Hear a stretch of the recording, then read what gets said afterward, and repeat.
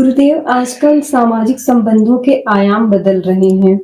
ना ही रिश्ते बचे हैं और ना ही सामाजिक संबंध बन रहे हैं। विवाह से ज़्यादा आजकल समाज में तलाक हो रहे हैं। इसका क्या कारण है जो नई पीढ़ी इतने सब कुछ होने के बाद भी अभाव की तरफ बढ़ रही है? ना उनसे संबंध संभलते हैं, ना अपनी प्रतिष्ठा, और फ्रस्ट्रेशन से वो अलग भी रह रहे हैं और उन्हें एक तरह का डिप्रेशन भी है। तो इसका क्या कारण हो सकता है? इसमें कारण ये क्या है सबसे पहले तो कि वो फर्स्ट डिज़र्व देन डिज़ायर। हमारी डिज़ायर्स बड़ी हो गई हैं। पूंजीवाद ने, बाज़ारवाद ने, विज्ञापन के युग ने, सोशल मीडिया ने, फ़िल्मों ने, सभी तरह के जो हम भोजन ग्रहण कर रहे हैं, जैसे मैंने कहा था कि इन्फॉर्मेशन इज़ डाइट। सभी सूचनाएँ एक आहार है। जितनी सूचनाएँ हमें प्राप्त हो रही हैं, वो हमारे मन में कुछ कर रही हैं। थोड़ा कम सूचनाओं के साथ रहना सीखिए। हमारे आश्रम में तो अपने उदाहरण से कोई चीज़ ठीक से बताई जा सकती है। हमारे आश्रम में कोई समाचार पत्र नहीं आता, ना हम कभी मँगाएँगे। हमारे आश्रम में कोई टेलीविज़न नहीं है, ना हम कभी लगाएँगे। हमारे किसी प्रकार का कोई मनोरंजन करने की ज़रूरत नहीं है, क्योंकि मन में हमारे रंज ही नहीं है। तो मनोरंजन क्यों करें? मनोरंजन वो करता है जिसके मन में रंज हो। जब मन में रंज होगा तो बहुत सारी चीज़ें खराब होने लगेंगी। तो आप अपने जीवन में ये देखिए कि आपको क्या ग्रहण करना है। आप भोजन करते-करते टेलीविज़न देख रहे हैं। अब टेलीविज़न में जो फ़ियर है, ये खतरे के निशान से ऊपर गंगा नदी, 20 लोग डूबे। अब वो जो डर था, वो भोजन की रोटी के निवाले में लपेट के आप खा गए उस डर को। कि कहीं मर्डर हो गया, कहीं हत्या हो गई, कोई छत से कूद गया, किसी को बिजली ने खा लिया, किसी को कुछ हो गया। ये सारी चीज़ें हमें प्रकोपित करती है। सबकी क्या आवश्यकता है आपको जीवन में? कोई ज़रूरत नहीं है, ना ये कहीं काम आती है। बस आप, और जो no news is good news, जो ज़रूरी समाचार है वो आप तक पहुँच जाएगा। तो आप इन प्रकोपों से दूर रहेंगे, तो बचे रहेंगे। और ये आपको नई-नई हमारा मन की एक तरकीब है कि नकार को जल्दी पकड़ता है। खराब चीज़ें व्यक्ति जल्दी सीखता है। अब मेरे पास इतने लोग आते हैं, एक सभी ये मंत्र हम कैसे पढ़ें? ये ऊ पढ़ें कि ई पढ़ें कि का पढ़ें कि पा पढ़ें कि चा पढ़ें कि माँ पढ़ें, वो उसी में लगे पड़े हैं। वो कुछ-कुछ पता नहीं क्या-क्या, एक मंत्र ये ऐसे कर लें कि वैसे कर लें।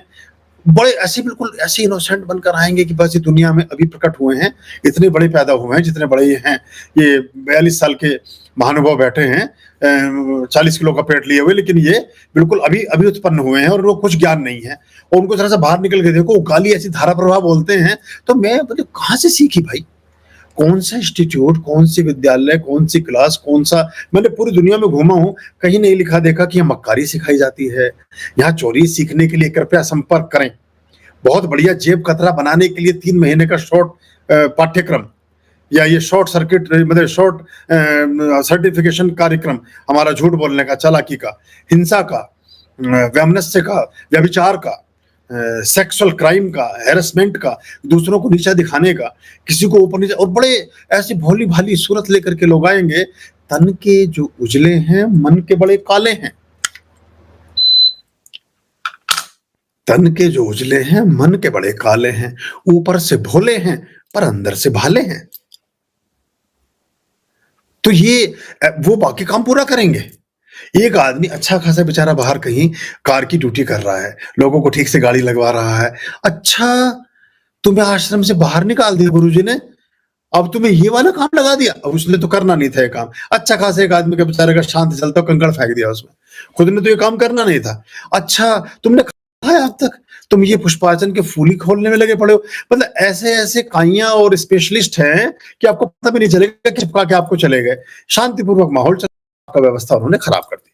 तो ये जो डिप्रेशन है, ये इससे उपार्जित नहीं होता, ये परिस्थिति जन्य होता है, सिचुएशनल है ये। इसे लोग पैदा करते हैं और ज्यादातर आपके सुख को परिभाषित विपरीत अवस्थाओं में करते हैं। आप बहुत सुंदर लग रहे हैं तो देखें क्या बात, तेरी आंखों के नीचे काले गड्ढे नजर आने लगे। आदमी तुरंत भाग करके, लड़की भाग करके बाथरूम में पहुंचेगी, वॉशरूम में जाके शीशे में 4 बार करेगी, हैं वाकई में ऐसा हो रहा है क्या? और थोड़ा बहुत बेचारा उंगली दबाने से और काला सा हो गया वो नीचे का, तो उसे लगा कि ठीक कह रही थी वो। कुछ अच्छी खासी बेचारी बैठी हुई अपना वो पूरी तल रही थी, या अपना कढ़ाई कर रही थी, या कुछ गाना गा रही थी, या किताब पढ़ रही थी, और आप डाल दिया आपने शांत जल में कंकड़। अपना रिमोट अपने पास रखिए। संबंधों में दरकाव इसलिए है कि स्वार्थ जो है शिखर पर है और समर्पण ना के बराबर है। एक अच्छा संयोग भी नहीं है। हम जैसे हमने ट्रैक्टर में मारुति का पहिया फिट कर रखा है, या हमने लिमोजिन में जो है वो एम्बेसडर का स्टीयरिंग लगा दिया है। अब ये जो बेसुरा तालमेल है, ये बेसुरा तालमेल इसलिए हो जाता है कि स्वार्थ के वशीभूत होकर के होता है।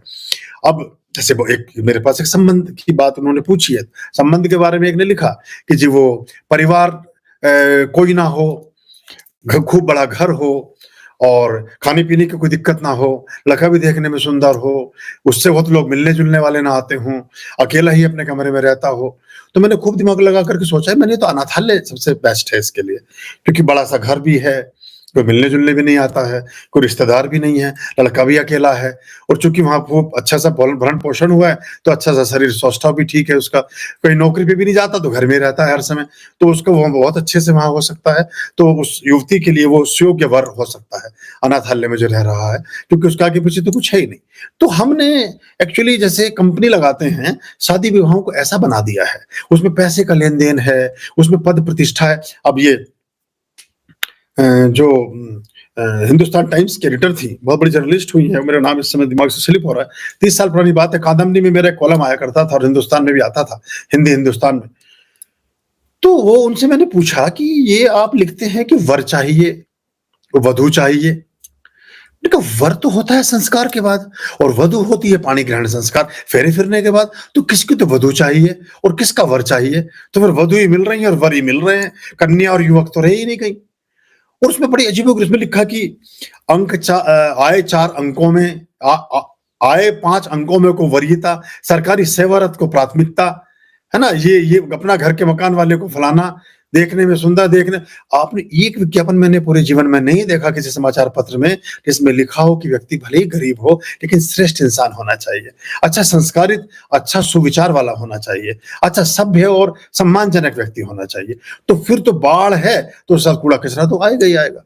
अब आप फिर तो पैसा तो सब चीजों को ढक लेता है, फिर हम खोजते हैं उसमें वो छाया जो हमारे मन की एक खुराक है, वो प्राप्त नहीं होती तो संबंध रखने लगते हैं, और स्वार्थ अगर ज्यादा होता तो चीजें और खराब होती हैं। फिर हर आदमी हर एक के ऊपर एक थानेदार होना चाहता है, हर एक गुलामियत हमारे स्वभाव जन्य रूप से हमारे व्यक्तित्व में नहीं होती, लेकिन हर व्यक्ति दूसरे को गुलाम बनाना चाहता है। पति है, पत्नियों में पिले पड़े हैं, बेचारी सारे दिन घर में काम कर रही है, फिर आके उसको वो दफ्तर में भी काम कर रही है, घर में भी काम कर रही है, या कुछ पति ही हैं, वो पत्नी ऐसी पीड़ित है कि बिल्कुल वो अपना बाकी काम सब संभाले हुए हैं। तो ये सारी चीजें समाज में चलती हैं, तो ये इसलिए टूट रहे हैं क्योंकि वैल्यूज कम हो गई हैं। अगर वैल्यूज होंगी तो इतनी जल्दी संबंध खराब नहीं होंगे। और फिर ये भी है कि एक हम ये भी नहीं देखते हैं कभी, जैसे हमारे बच्चे हमारे बोझ हैं, बड़ी जल्दी हम उससे मुक्ति पाना चाहते हैं। तो मेरे कॉलेज में मैं था, कुछ दिन के लिए डीन छुट्टी पर गए, उनका चार्ज मेरे पास रहा। एक बच्ची का कुछ ऐसा ही विवरण आया, उनके माता पिता आए नॉर्थ ईस्ट से, बोले जी तो वहां भी ये सब करती थी और ये आप इसको सुधारिए। मैंने कहा हमने कोई ये महिला सुधार गृह थोड़ी खोला है, तो कॉलेज है, यूनिवर्सिटी है, यहाँ तो इस तरह से करना पड़ेगा। बोले नहीं हम तो इसलिए भेजी थी कि आप यहाँ ठीक हो जाएगी आकर के, पूरे मोहल्ले में शिकायतें थी इसकी। अभी कुछ कर नहीं सकते हैं, तो हम बोझ अपना टाल रहे हैं इधर उधर, उससे बचना पड़ेगा।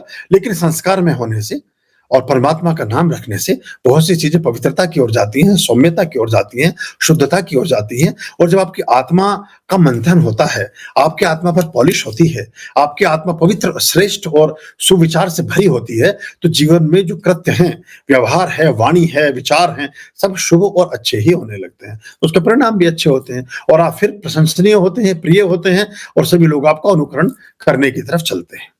ऐसा ही आपका जीवन हो और आप सब तरह से सानंद हो, आरोग्य को उपलब्ध हो, जीवन मधुरिम हो, प्रसन्नतापूर्ण हो, प्रेम पूर्ण हो, सानिध्यपूर्ण हो, सहयोगपूर्ण हो और बहुत सारे लोगों के साथ आप बहुत अच्छे से जीवन को अपने चलाएं।